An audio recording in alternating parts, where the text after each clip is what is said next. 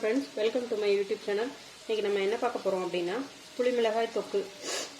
இது வந்து தயிர் சாதத்துக்கு தொட்டுக்கலாம், தோசை இட்லிக்கு கூட தொட்டுக்கலாம். வாங்க அது எப்படி செய்யலாம்னு பார்க்கலாம். அதுக்கு தேவையான பொருட்களை பார்த்துடலாம். ஃபஸ்ட்டு மிளகாய் கொஞ்சம் வெட்டி வச்சுருக்கேன். காரம் இல்லாத சின்ன மிளகாயாக பார்த்து வாங்கிக்கோங்க. இதுக்கு ரொம்ப காரம் இருந்தால் நம்மளால் சாப்பிட முடியாது. வெங்காயம் கொஞ்சம் சின்ன வெங்காயம் போட்டிங்கன்னா இன்னும் டேஸ்ட்டாக இருக்கும். அது இல்லாதவங்க பெரிய வெங்காயம் கூட போட்டுக்கலாம். மஞ்சத்தூள் கொஞ்சம், உப்பு கொஞ்சம், இது வந்து வெல்லம். ஃபைனலாக வந்து இதை போட்டு தான் நம்ம ஃபினிஷ் பண்ண போகிறோம் இந்த டிஷ்ஷை. புளி வந்து ஒரு சின்ன எலுமிச்சை அளவுக்கு எடுத்து வச்சுருக்கேன். இது வந்து நல்லெண்ணெயில் செஞ்சால் கெடாமல் இருக்கும். ஒரு 3 நாள் நீங்கள் வெளியே வச்சுருந்தா கூட எதுவும் ஆகாது. வாங்க பார்க்கலாம் எப்படி செய்கிறதுன்னு. கடாயில் கொஞ்சம் எண்ணெய் ஊற்றிக்கோங்க. கொஞ்சம் எக்ஸஸாகவே ஊற்றிக்கோங்க. இதுக்கு கொஞ்சம் கடுகு போட்டுக்கோங்க.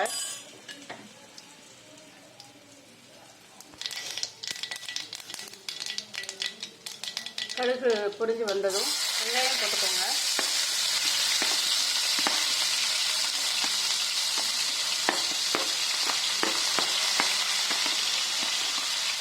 மிளகாய் போட்டுக்கோங்க. இது கொஞ்சம் நல்லா வதங்கட்டும். வெங்காயத்தில் இருக்கிற தண்ணி எல்லாமே நல்லா கொஞ்சம் வச்சிடணும். சொல்கிறேன், பெருங்காயத்தூள் இந்த அளவுக்கு போட்டுக்கோங்க. அதில் வதக்கும் போது மஞ்சத்தூள் போட்டுக்கோங்க. புளியை வந்து கொஞ்சம் தண்ணியை கம்மியாக ஊற்றி நல்லா திக்காக கொஞ்சம் கரைச்சி ஊற்றிக்கோங்க.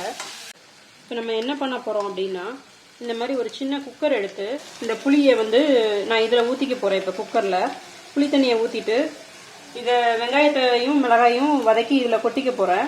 ஒரு 3 விசில்ஸ் வச்சு எடுத்துக்க போகிறேன். இது ஏன் அப்படின்னா, நம்ம புளி தண்ணியில் வேக வைக்கும்போது நல்லா வந்து வெங்காயமும் மிளகாயும் அதில் வந்து அப்சர்வ் பண்ணி எடுத்துக்கிட்டா அப்படின்னா மட்டும்தான் அந்த வந்து டேஸ்ட் கொடுக்கும் நம்மளுக்கு.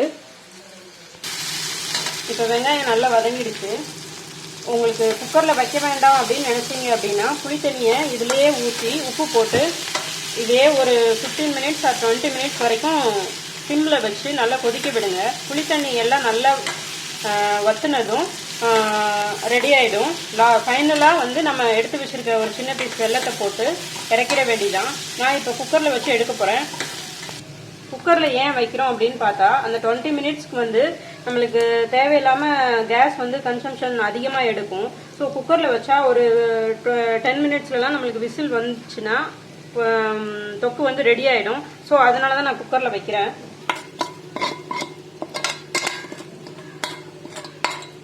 வெங்காயத்தையும் மிளகாயும் இதில் போட்டாச்சு. இதுக்கு தேவையான அளவு உப்பு போட்டுக்கோங்க. மிளகாய் ரொம்ப காரமான மிளகாயாக எடுக்காதீங்க. காரம் கம்மியாக இருக்கிற சின்ன மிளகாயாக பார்த்து வாங்கிக்கோங்க. வெங்காயம் நீங்கள் நிறைய போட போட வந்து அது டேஸ்ட்டு தான் கொடுக்கும். மிளகாய் ஆனால் நீங்கள் கம்மி பண்ணிடுங்க. காரம் வேண்டாம் அப்படின்னா மிளகாயை கம்மி பண்ணிடுங்க. இப்போ நான் இந்த குக்கரை மூட போகிறேன். 2 விசில்ஸ் 3 விசில்ஸ் வரைக்கும் ஃப்ரெண்ட்ஸ் குக்கரில் வச்சு எடுத்துட்டேன். நான் ரெடி ஆகிடுச்சு. இதில் இருக்கிற தண்ணி வந்து இன்னும் கொஞ்சம் கம்மியாகணும். ஸோ நான் இன்னும் கொஞ்சம் அடுப்பில் வச்சு அதை வற்ற வைக்க போகிறேன். நல்லா வந்து தண்ணி இல்லாமல் இருந்தது அப்படின்னா தான் ஒரு வாரம் வரைக்கும் உங்களுக்கு கெடாமல் இருக்கும்.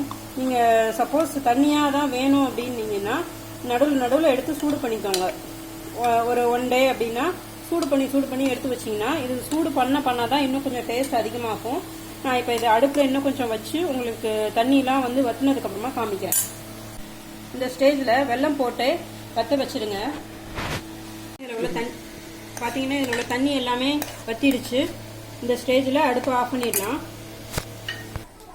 ரெடி ஆயிடுச்சு ஃப்ரெண்ட்ஸ். சர்வ் பண்ண ஆரம்பிக்கலாம். இந்த ஸ்டேஜில் செஞ்சு பார்த்துட்டு எப்படி இருக்குன்னு சொல்லுங்கள். Thank you friends. தேங்க்ஸ் ஃபார் வாட்சிங்.